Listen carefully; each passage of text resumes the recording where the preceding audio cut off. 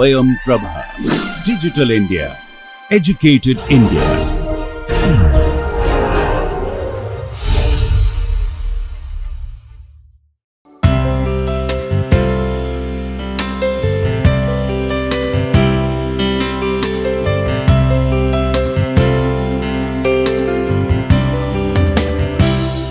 Welcome to lecture 43. In the last lecture we discussed the evolution of the urban development programs in India and key lessons what we have learned in last few decades, and we then introduced the current ongoing development programs. Then we discussed the main program which is Amrut in last lecture also, in continuation of that, and we have seen that most of the cities in India they are covered under this Amrut, which is a reform linked program like JNNURM, which started 2004 and Amrut started in 2014-15, and today we are going to discuss another very important urban mission which is called Smart City Mission. So, we will see first the Smart City Mission, its background, the concept. We will see some world context, how the world cities are doing, and then Indian context, what is the provision of the smart cities, and few important information, so that if you work in a smart city on related organization you can contribute. So, background of the smart cities is goes back to 1997, when the smart city, the World Forum on Smart Cities, they suggested smart initiative as a main agenda of the development of the cities, about 50,000 cities in 1997, and then many countries they adopted the suggestion and the policies about this smart city, and they tried to improve their city or develop their city in terms of the concept of the smart city. Similarly, in India in 2014 India took a very ambitious project of developing 100 smart cities in the beginning, and then 500 another cities as future smart cities. So, we will see that in details. So, before that let us discuss that what is a smart city. Now, this term is always sometimes confusing and we do not understand, and sometimes we confuse with other similar terms. Now, there are differences of the opinions and the meanings also, but for our understanding we must understand the basic concept, so that we can apply the concept in our practice. So, smart city have 6 major dimensions. One is smart governance. Now, when we say smart governance, that means it needs a definition and it needs a dimension. So, basically here the smart governance is basically meaning a effective governance which can deliver the services and the development as per the committed manner. Similarly, the smart people means the people or the people's organization or the public organization or the people organization, community based organizations, whether they can interact with the public agency or they can take their own decision, they can steer the development works which they need for their own. Then smart economy, the economy which creates required numbers of employment, required numbers of job for the people, and it also offers the variety of jobs, so that people get the variety and the better option. Smart living basically ensures the optimization of your time as a resource, optimization your comfort and maximization of your happiness in your living, overall living for you and your family. Smart environment, which is sustainable, the environment does not make such action which creates barrier for the future development. So, environment which allows the future development which is sustainable, and also smart mobility. Smart mobility is basically which allows you to seamless connectivity with your work to home, home to education, education to work, like that, and with sustainable transport option, not the motorized option always. So, smart mobility, smart governance, smart people, smart economy, smart living, smart environment. Even if you take out the word smart from it, the effective level, effective delivery, effective dimensions of all this element makes a city smart. So, is the smart city concept is something different than the earlier effective or the better managed cities. Basically, when we say good governance or a better governed city, it is that a city will be a city which can deliver their services in a committed manner. But in a smart city, when we find that within their systems, within their components, there are few connections, there are integration, and there are effectiveness in terms of integration of the all systems, and leading towards the better livelihood and better living quality of the people. I will come to the specific example, that time it will be very much clear. And if we come to the very specific element like economic, employment, investment and high quality of life, this is another way of seeing smart cities for our discussion. Now, there are 4 basic pillars, which is social infrastructure, physical infrastructure, institutional infrastructure and economic infrastructure. And if we can develop these 4 infrastructure in a better way, in a connected way, then we can develop economic activities, investment opportunities, employment opportunities and quality of life, these 4 which we mentioned earlier. Now, let us see the concept at the global level. At the global level, there are some confusions in terms of the definitions and their concept. So, we find 2 types of confusions are there, definition and the clarity in the approach. Earlier we had various terminologies like digital cities, intelligent cities, ubiquitous cities, wide cities, hybrid cities, information city. So, these terminologies are based on technology, which is a driving force for the development of the city. Whereas, if we see people as a driving force of the city, we have seen the term like creative city, learning city, human city, knowledge city. If we say community as a driving force, then smart community. Now, the challenge for our case or the smart cities, how to create a connection between technology and people and community. So, if we can make a connection between people and technology, that is the desired objective of a smart city. And therefore, in smart city there are basic 3 factors. One is technological factor, I have already mentioned the terminologies. Second is the human factor, and third is the institutional factor, which we are discussing in this course in larger details, that is the governance factor.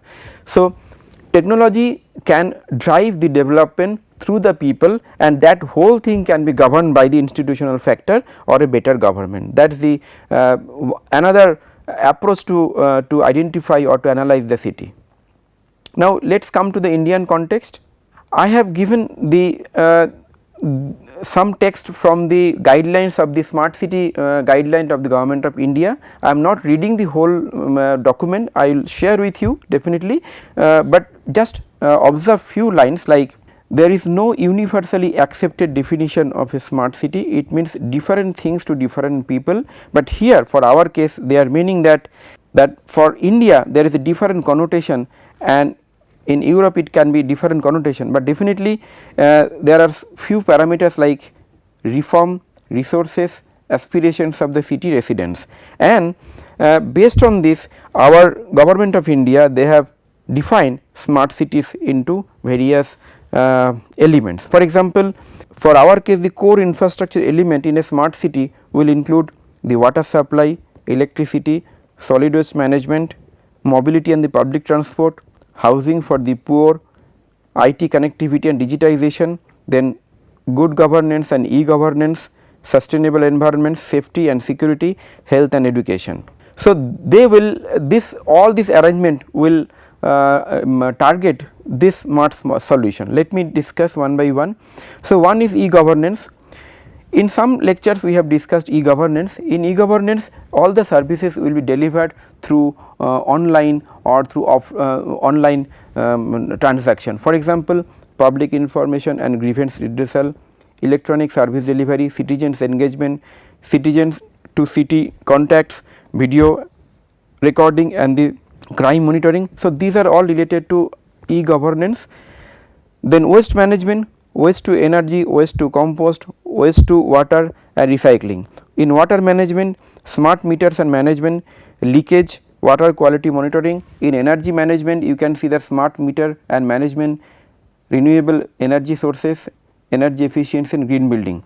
In mobility, it is the smart parking, intelligent traffic management, intelligent integrated multi-modal transport, and apart from that there are telemedicine, teleeducation, facilitation center, skill development center. Now, in the last lecture we have seen that Amrut, which is basically targeted for the basic infrastructure, water supply, sanitation, all those and sewerage.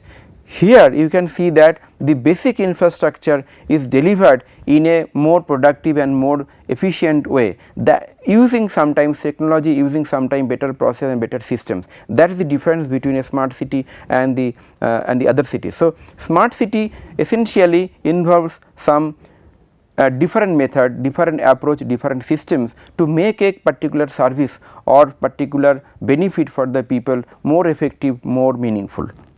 So, in the smart city feature there are few features, let us see. One is mixed land use. Mix in the when we discussed land use in our planning lectures, then we discussed about it.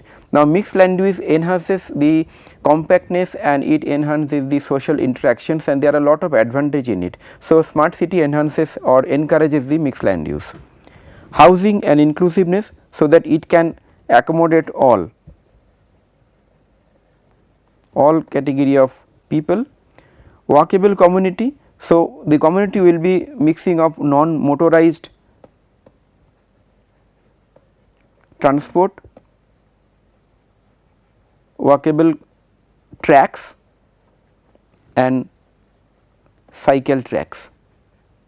So, this together it will make an alternative to the motorable transport and motorable means of transport. Then open space, how a open space can create like a lung of a city, and this is connected with the walkable tracks and the non motorized transportation. Similarly, there should be variety of transport option. For example, there could be MRTS, LRTS, light rail transit system, suburban rail, bus, cycle, rickshaw, walk. So many varieties of the transport option will be available. Then citizens friendly government. We have discussed in the citizens charter and the transparency accountability lecture that a government is a good government when it interacts with the citizen in an effective manner and citizens get the services within the stipulated time frame. So, through the conduct with the government and with the local government, the citizens friendly government can be made effective in terms of the service delivery and timely delivery. That is what is intended. Identity to the city. Most of our Indian cities have their own identity in terms of their culture, heritage and the local context. So, if you make your own smart city, do not forget that what is your local context, local culture or local strength or potential element which is inherent in your city or in city population. So, emphasis on that and strengthen on that and then develop. And smart solution. When you say smart solution, the smart solution could be in terms of traffic and transportation, that you do not have to buy each and every time tickets, you just purchase one time card and you can avail any service, any type of services.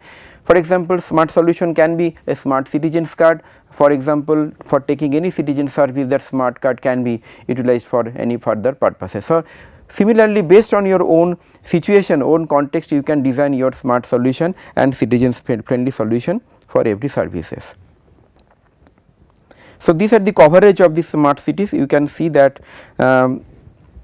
satellite cities and most of the capital cities in the population range of the 1 to 4 million and some capital areas, then some cities with importance of tourist and religious importance, and some other cities are selected, but this will be selected through a competition mode. So, it is not like other mission like Amrut or any other mission that all the cities will be covered.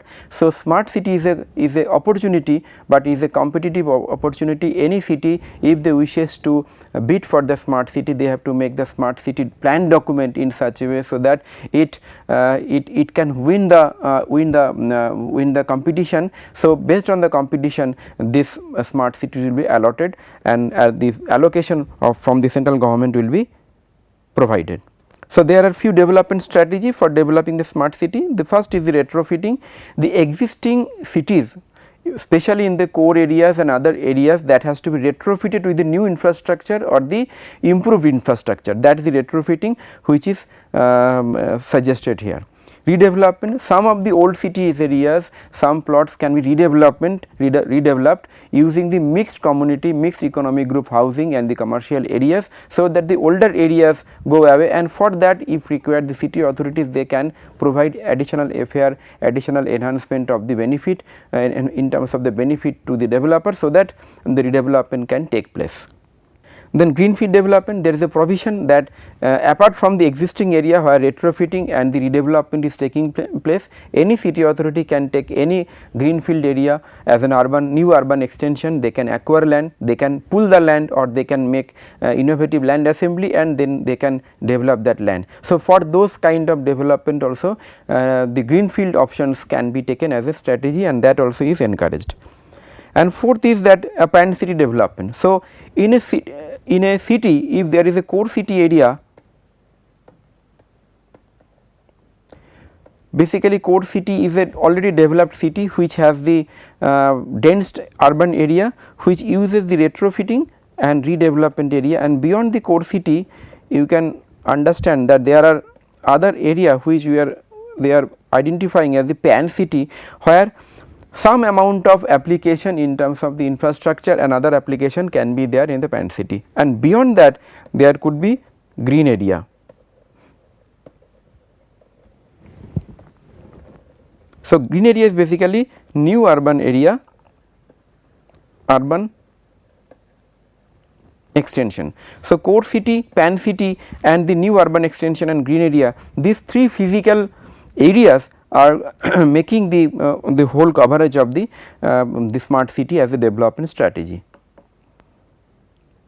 And another very important provision is that unlike the other programs, the smart cities will be implemented by a separate agency which will be created by the state government, and that is in terms of this special purpose vehicle they will be created, and after the completion of the smart city project they will be dissolved. So, this special purpose vehicle will be working in integration or in consultation with the local government, that is the municipal corporation or the municipality, so that there is integration between the smart city project and other projects like Amrut and Swachh Bharat mission project. So, that is the but you can understand that a specialized or a very much emphasis is given for the smart city, and that is why a special purpose vehicle in terms of the other organization has been created.